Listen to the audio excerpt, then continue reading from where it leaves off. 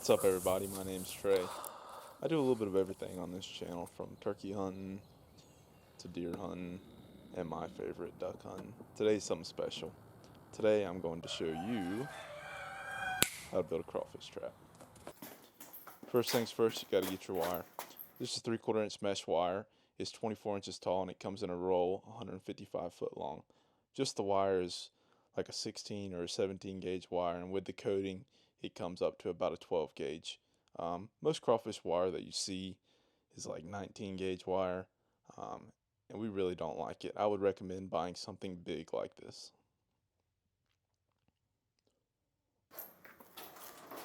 Next, you got to cut out pieces 72 squares long. That's roughly 4 foot 8 inches. It has to be 72. It can't be 71. It can't be 73, or it won't work. On one side, you're going to count 36 squares in from the end. Once you've gotten to 36, now you're going to count 8 deep. This is me just kind of getting that funnel started.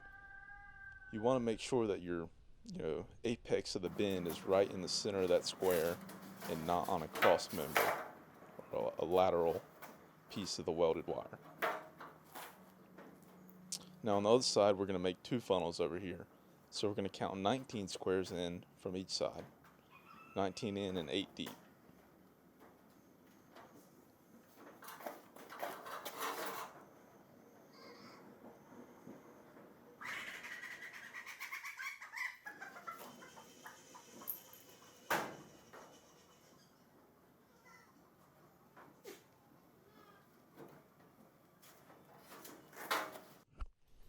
Just a general overview of how it should look.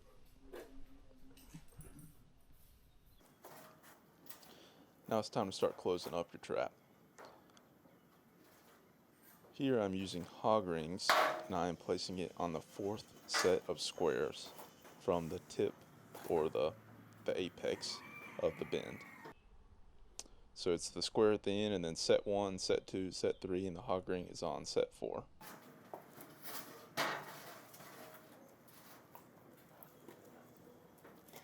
Same thing with all 3 funnels.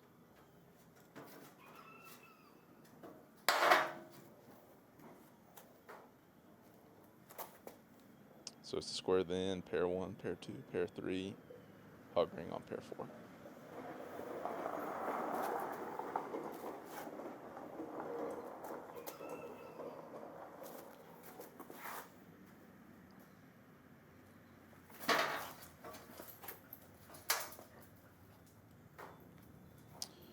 Now it's time to close up what I call the back seam. Here you're overlapping. Doesn't matter which side is on top or which side's on the bottom, but you're going to overlap 2 squares.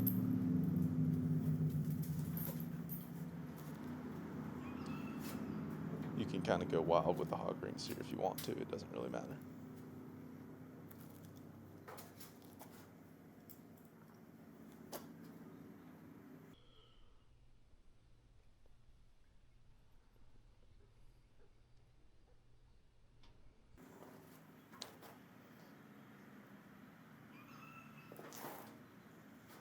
Once we've got the back seam done, now we're going to start working on the bottom seam. If you counted correctly, this should all close up perfect and look great. If you didn't count correctly, you may have 1 too many squares or 1 less squares, and this will look kind of odd at the bottom. Or if you really can't count, it'll be way off. But it should line up perfect.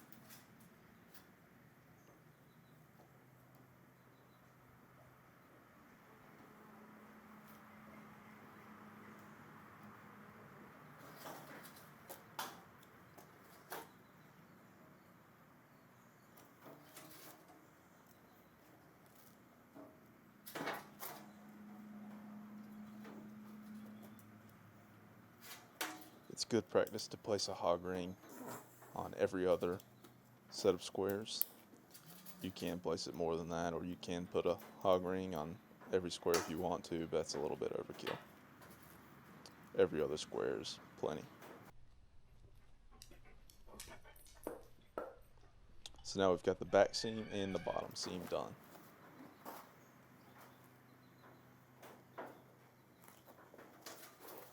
turning the trap around and start buttoning up the front seam. This is the side where there's only one funnel.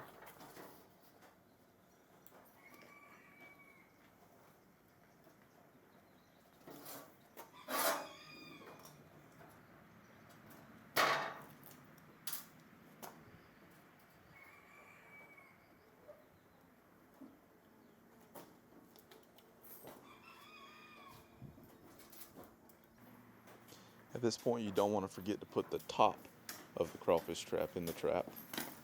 Otherwise, you might have to cut some hog rings. We buy them from Nets and More. I think it used to be called the Fish Net Company, but now they're doing business as Nets and More. Anyhow, they come down in price a little bit when you buy them in bulk.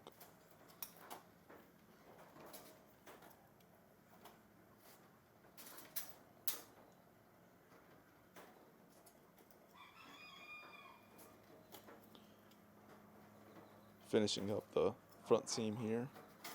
You don't have to put hog rings at the very top just because that's going to be cut off anyhow.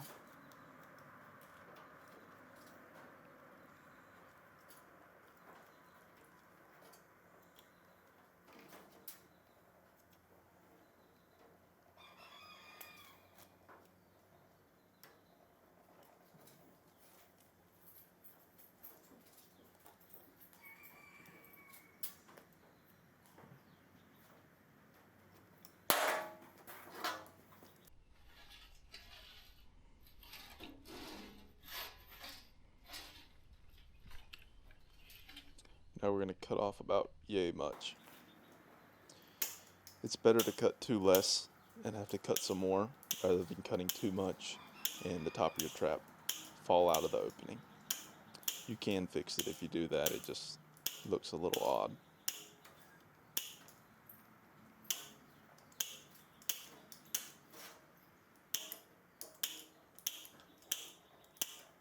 If you look close at the top, you'll see a handle. Right now you can see it. I always try and line up that handle with the back seam. It just looks more uniform, in my opinion. So grab it, line it up, and pull it tight, but don't pull it out.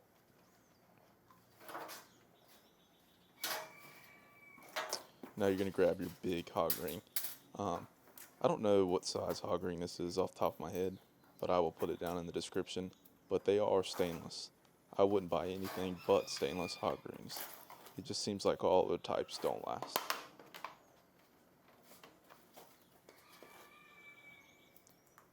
If you use stainless hog rings and this gauge wire, you can very easily get a trap to last 10 years, maybe 15 if you store it properly. It all depends upon how much you use it.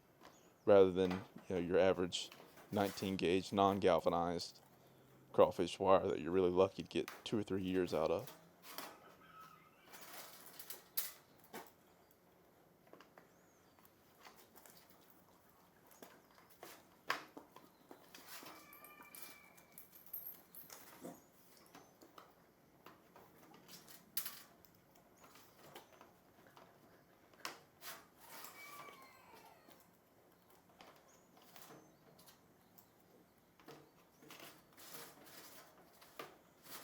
The thing I want you to notice is how much this trap is rocking as I'm moving it on this table. We'll come back to that in just a second. Now I'm grabbing a tool to open up these funnels. Since we put the hog ring on the fourth set of squares, that's like a jumbo slot size crawfish hole, and that's what we want.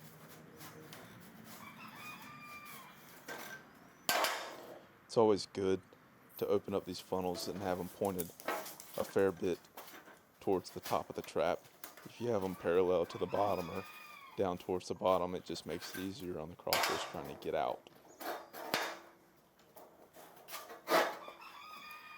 This is just an old aluminum baseball bat that I'm sure I hit many home runs with. The handle's been cut off and a ring's been welded on it just as a stopping point.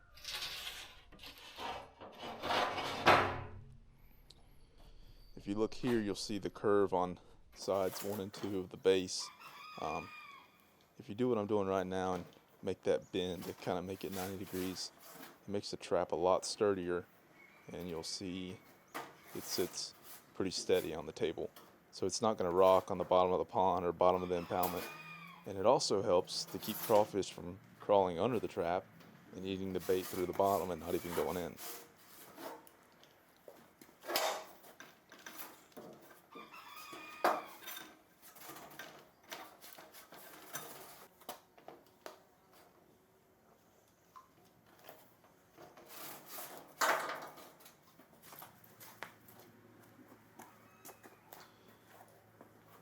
Yeah, that's pretty much it. Once you get the hang of it, you should be able to build 3 or 4 in an hour, no problem, and they'll last a long time.